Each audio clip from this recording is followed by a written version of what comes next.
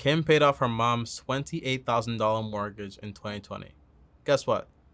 That's awesome. Hey guys, I'm Bryson here, and welcome back to the channel. And by the way, guys, you know, it's like money doesn't even matter anymore, okay? So apparently this video we're reacting to today, this lady makes around $100,000 in California.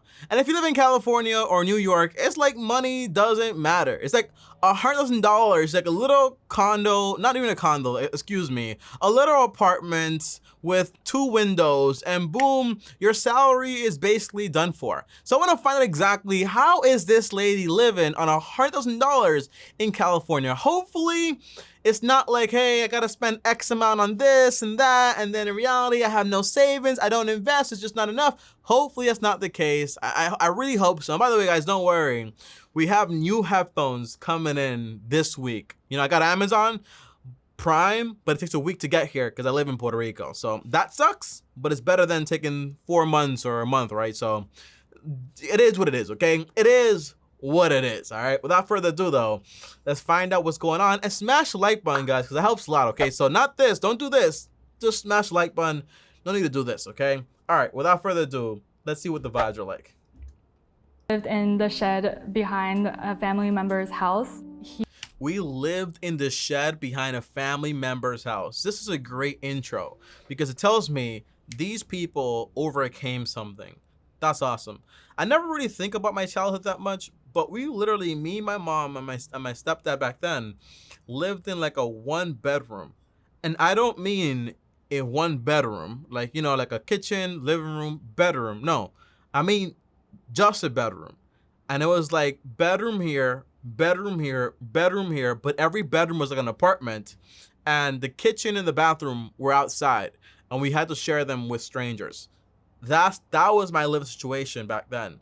I don't really think about it that much, but it's kind of crazy. I would love to go back and just see, you know, just see what was going on, man. It's incredible. He would tell us, like, you guys are living under my roof, so you listen to my rules. You're living under my shed, so you live in that. People are so crazy, huh? He would kind of use that to like control us. From that, I realized I never want to depend on anybody else ever again, and which is not good, by the way. I think this is the toxic thing that people get. They have a bad experience, which is fair, by the way. I get it, and then they equate that to I never want to depend on anybody. I'm gonna do things on my own, which is fine, you know, but it's not fine because as people, we need people.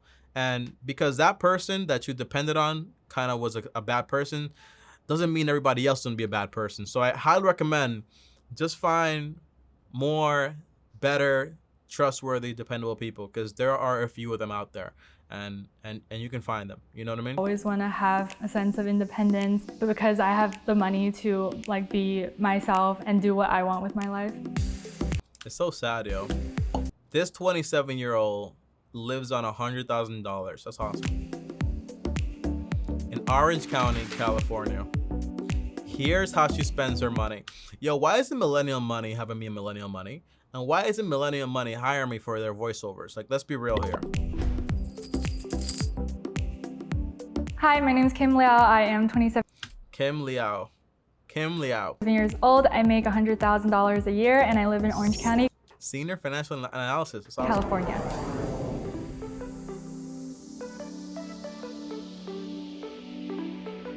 Kim is a senior financial analyst at a medical device company.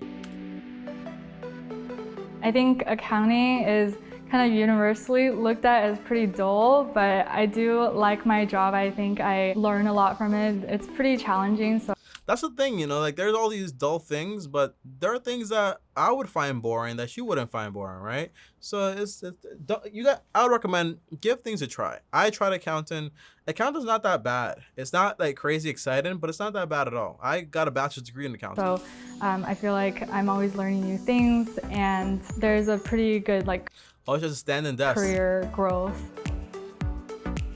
Crossing oceans. Carrie Chang, Kim and her mother migrated to the U.S. from China when Kim was 12 years old. Wow. We lived in one of the biggest cities in China, so we had a lot of fun. My parents' financial situation was okay. They were college professors. We didn't have a whole lot growing up, but they spent a lot of quality time with me, so. That's awesome. That's awesome. That's what really matters. I had a really good childhood. Came with her mother after what? Her mother moved after her parents separated. That's sad. You know, whenever I think about like China and those places, for some reason, I never think about a beach. I never think about like a city or anything like that. It's just like I don't even know what I think about when it comes to China. You know, like there's not really. I haven't done research on it. I need to explore more, huh? But her parents split up. Her mother's teaching credentials were not recognized in the U.S., which sucks, by the way. I don't like that at all. You know, what I think should happen is basically, if somebody comes from another country with, for example, like a degree or something like that, you shouldn't just discard it. It's kind of messed up. I think you should have them like go through like an examination, like a 3 or 4 week qualification exams or whatever. And then if they actually pass all of them, then you can qualify them over. But to say like you got to do everything over again, I don't like that at all. So my mom, she's There's her mom. always kind of worked minimum wage jobs until she got a job at the optometry. So growing up, that was really tough. Seeing Optometry, what do they do? her have to work so hard all the time. They lived in a shed behind a family member's house until her mom was financially stable.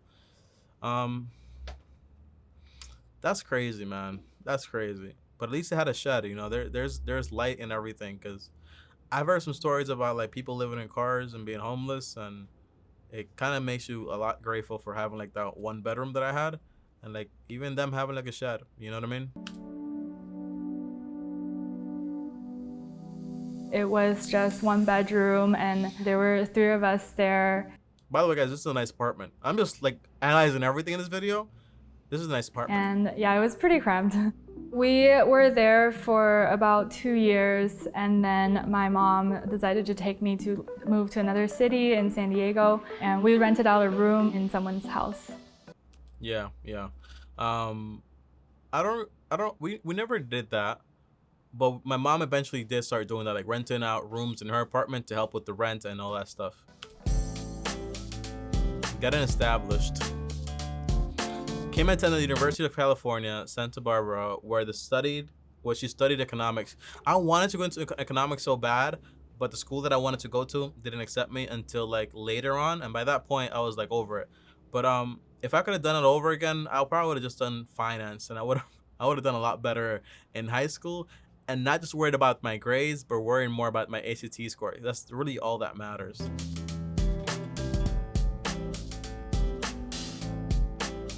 But if you're not that lucky, the answer is, oh, look at this. She was able to graduate debt-free. That's awesome. Shout out to Kim. But you're not that lucky. It's okay to go community college. Get your GPA up, and then go ahead and transfer over to that college you actually want to go to. My college, by the way, was called Baruch College.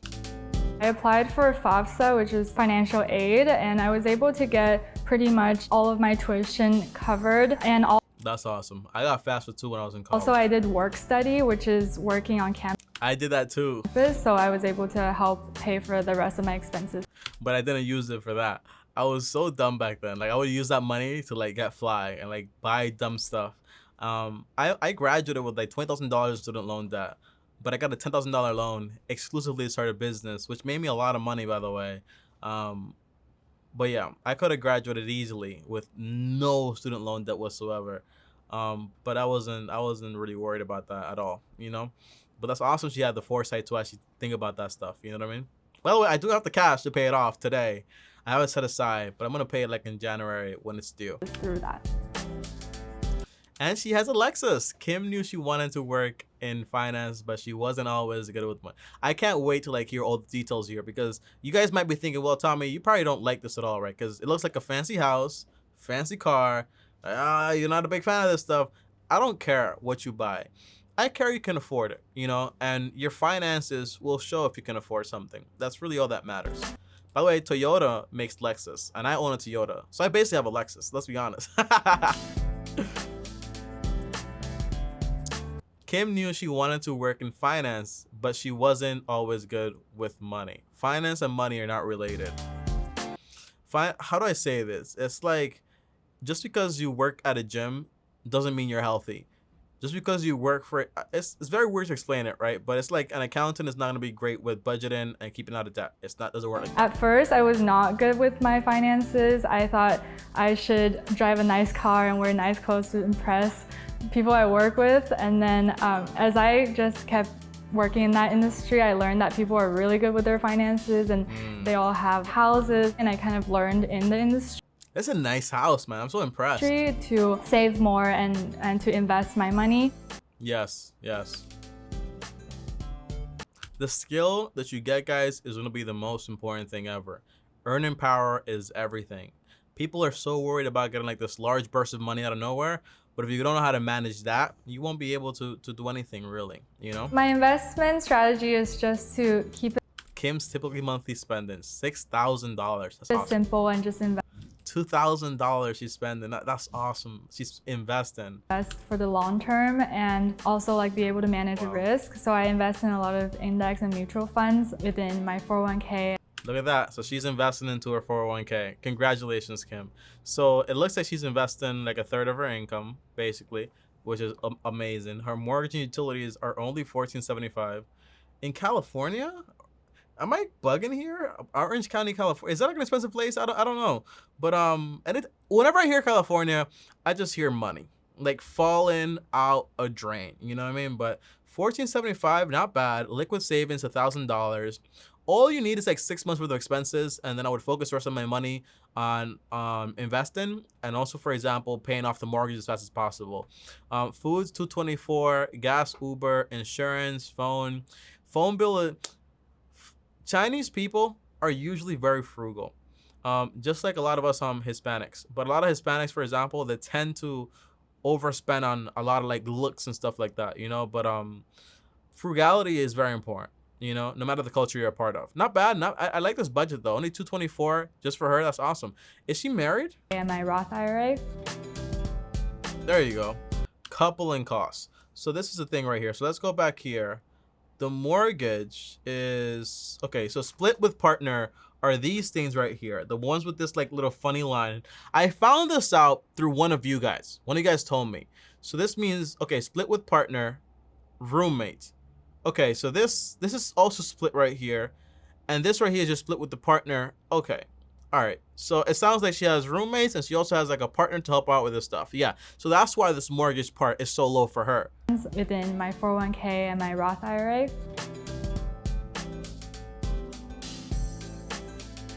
Kim met her husband, Greg, in college. That's awesome, Greg.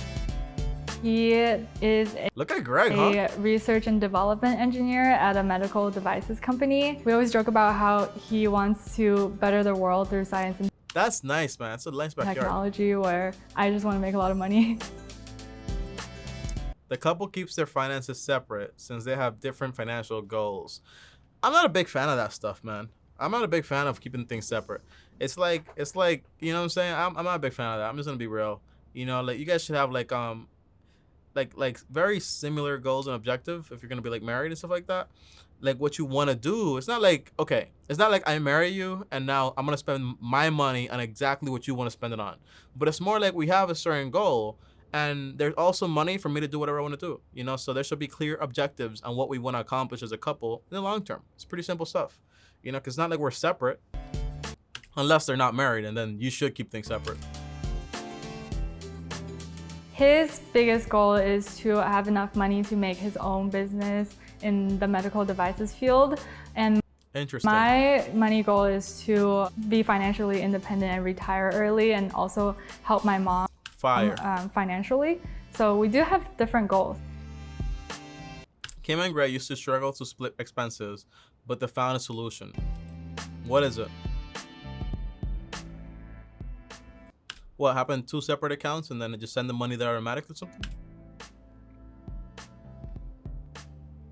So we decided to get a joint credit card, which pretty much solved all of our problems. Like we never felt like someone was paying more or less because we always split completely 50-50. That's interesting. So a joint credit card and the balance at the end of the month, you just basically pay half and half, I guess, right? Interesting. But you can also accomplish that with a debit card. So it doesn't really matter. So we bought our house in 2019 and we lived with his parents for about 2 years to save up for the down payment. Awesome. Kim and Greg own a 4-bedroom, that's a lot of space, in Orange County, California. Guys, go to Orange County, California, because I'm about to after this video. The house we bought, that house is beautiful, yo. It is beautiful. I never understand though, like these cabinets, like when they make these cabinets, like who do they think is actually gonna reach all the way up here? Like it just doesn't get used. You know what I mean? Like you need like a step stool to actually get all the way up there. It's useless. Around $800K and $800,000. That's why the house is so nice. It's super expensive. And we put down 20%. That's a crazy amount of money. But then again, if they're making $200,000 a year together, assuming that Greg is making at least $100,000 also, that's around $200,000. Let's assume like that's after taxes divided by 12. That's around $16,000, guys, a month. Multiplied by 0.33%, they can afford a mortgage up to like $5,500. So it's not that bad at all. They can afford it. But nah, probably not. Let's do some quick math here. You guys know, man. You guys already know. I love my math. So the answer is they can afford it, but they're cutting it very close to their budget. If they put down $160,000 for a house, it's just a ridiculous amount of money, honestly. It's a ridiculous amount of money. But hey, it is what it is. We're super fortunate to have gotten some help with our parents. So my dad gave us $30,000 because he potentially wants to live with us in the future when he retires, which that's ridiculous too. Which is a pretty common thing in our culture. And also Greg's mom is a real estate agent, so she helped us get the house and gave us her commission, which was about like $15,000, I believe. That's wild. The couple saves on their mortgage by renting a room to a friend. Okay, so all right. I mean, they do have 4 bedrooms. We pay $3,600 on our mortgage. Why $3,600 on me, but you showed me $5,000 because I have a 30-year mortgage. That's why. And at first, it was kind of a pretty big amount that we have to pay every month, so that helped a lot. The wedding planner. Cameron got married. Okay, so they are married September 4th, 2021. That was literally like 10 days ago, bro. That's awesome. Small wedding too. And apparently, it was in their home. That's nice. They spent $6,000 in their. That's beautiful. I like that a lot. Part of the reason why we got this house is so we can have a wedding in it and don't have to pay for a wedding venue. That's not a good excuse. Okay, you can't spend almost $1 million in a house and say like, oh, I just didn't want to spend $30,000 in a wedding, right? That doesn't equate. Kim made a lot of a decor herself to save money. That's crazy. It's a lot of money, yo. The flower wall that I'm making for our wedding actually was free. I picked up the branch from a park, then You have to be careful. You know, a lot of people are frugal with the things that don't matter. You know what I mean? Like, yeah, wedding costs are like $20,000, $30,000. It matters. It's a big chunk of money. But then when you equate that to like a $800,000 home, it's a lot. It's very different. It's very different. You know what I mean? You're gonna be very careful. Like, really think about like the big decisions. In a place like California, a lot of the times you can get away with renting for a while, like 10, 12 years. Like in New York, you can get away with never buying a property because things are so expensive. So you got to run the numbers always. The flowers itself and the supplies, I was able to use a gift card I had for Michael's. Renting it would have costed like $200 or $300. The wedding dress was also a bargain. Let's hear it. It's a nice wedding dress, by the way. It's nice. It's probably like the most expensive thing because, you know, you can't get those used, I guess, right? I bought it online for $350. Nice. The seamstress was gonna charge me $550 for the alterations, so I decided I'm gonna do half of the alterations myself, so I only paid $250 for that. Nice. So you can just buy it and have a seamstress make adjustments. That's very smart, actually. The couple performed for their wedding guests and saved on entertainment. This is a small wedding, obviously, and they enjoyed it and they had fun. Do I care? The answer is no. This is absolutely amazing. So shout out to them. We didn't want to pay for a wedding band, so we're gonna be our own wedding band. I started learning the electric bass and he plays the electric guitar.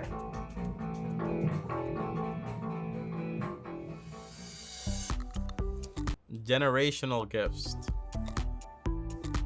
Kim paid off her mom's $28,000 mortgage in 2020. Guess what? That's awesome.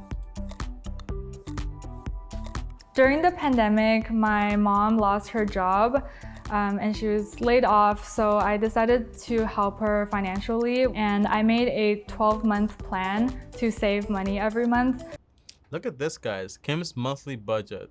Actual savings, $2,300, $2,400. August, what is this? Percentage saved.